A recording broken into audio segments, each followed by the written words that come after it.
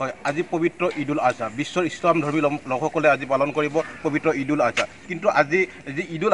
আজহাৰ আনন্দ উল্লাস আমি দেখিবলৈ পোৱা নাই আমি বৰ্তমান উপস্থিত আছোঁ ধনমা আঞ্চলিক ঈদগাহ মৈদানত আৰু ধনমা আঞ্চলিক ঈদগাহৰ যি মৈদানৰ যি দৃশ্য সেই দৃশ্য দেখিলে তাকে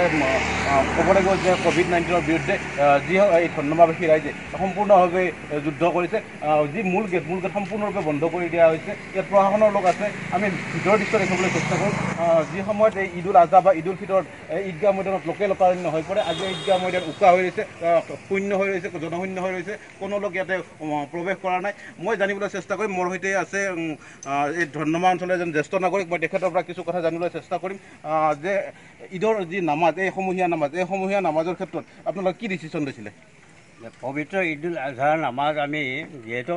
গোটেই বিশ্বত এই কৰোণা মহামাৰী ভয়ংকৰ ৰূপ লৈছে সেইকাৰণে আমি আমাৰ অসম চৰকাৰৰ প্ৰশাসন বিভাগক আমি আচলতে সমৰ্থন জনাইছোঁ আৰু ছ'চিয়েল ডিষ্টেঞ্চটো বজাই ৰাখি আমি আমাৰ এই যিটো ৰাতিপুৱাৰ ফজৰ নামাজ বুলি কয় এই ফজৰৰ নামাজত আমি যিকেইটা গোট খাইছোঁ সেইকেইজনে আমি ঈদৰ নামাজ পঢ়িছোঁ আৰু বাকী আমাৰ সমাজৰ অন্যান্য মানুহক তেনেকুৱা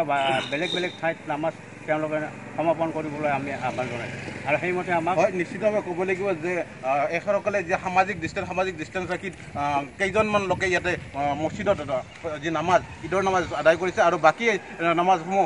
ঘৰে ঘৰে আদায় কৰা বুলি আমি জানিব পাৰিছোঁ আমি পথৰ দৃশ্য দেখিবলৈ চেষ্টা কৰিছোঁ যে ঈদৰ দিনত যি লোকাৰণ্য হৈ পৰে এই পথসমূহ সম্পূৰ্ণৰূপে উকা হৈ আছে ইয়াতে কোনো মানুহ আমি দেখিবলৈ পোৱা নাই কেৱল প্ৰশাসনৰ লোকে ইয়াতে পহৰা দি আছে তাৰ বাহিৰে যিসকল ইছলাম ধৰ্মী লোকসকল তেওঁলোকে ঘৰতেই ঈদৰ নামাজ আদায় কৰিছে যে ঈদৰ যি আনন্দ উল্লাস সম্পূৰ্ণৰূপে ম্লান পোৱা পৰিলক্ষিত হৈছে আৰু এনেধৰণৰ ক'ব লাগিব যে ইছলাম ধৰ্মী লোকসকলৰ যি COVID-19 বিৰুদ্ধে যি যুদ্ধ এই যুদ্ধত সমভাগী হোৱা পৰিলক্ষিত হৈছে